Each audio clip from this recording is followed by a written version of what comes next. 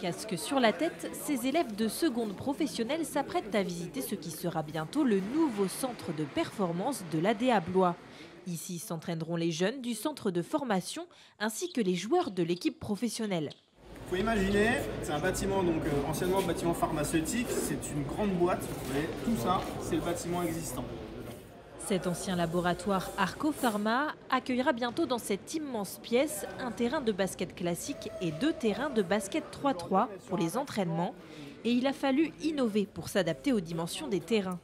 Centralement, on avait donc un poteau de structure qui tenait le bâtiment, qui se retrouve donc au milieu du terrain futur de basket. Donc il a fallu qu'on le coupe, et pour pouvoir le couper, il a fallu qu'on fasse des études structurelles et donc déterminer la création de cette poutre treillis qui reprend en fait les charges des toitures et qui rebascule en fait les charges sur les poteaux existants qui ont eux-mêmes été renforcés. Des difficultés bien gérées puisque les travaux ont aujourd'hui 1 mois d'avance environ. Le gros œuvre est terminé, il faut désormais finir les aménagements d'électricité et de chauffage et s'attaquer aux faux plafonds, peintures et revêtements. Un chantier qui impressionne ses élèves.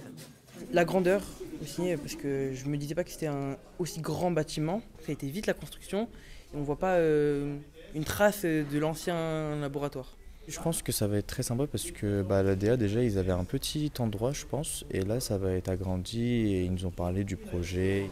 Un projet qui comprendra, en plus des terrains, 2 salles de séminaire, un amphithéâtre, un pôle médical regroupant 9 praticiens, un restaurant et des hébergements, notamment des dortoirs et 28 chambres pour les jeunes sportifs comme celle-ci.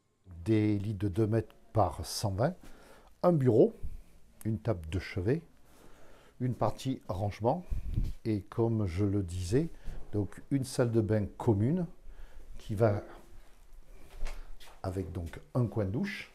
Au-delà de la partie hébergement où nous nous trouvons, tout le restant va être ouvert au grand public. Je veux que ça soit un poumon économique de la ville de Blois. L'inauguration du centre est prévue début juin 2025. Dès le mois d'août, l'ADA Blois espère y héberger 15 à 20 jeunes du centre de formation. Les chambres supplémentaires et les dortoirs pourraient accueillir d'autres sportifs de haut niveau et des participants à des camps de basket.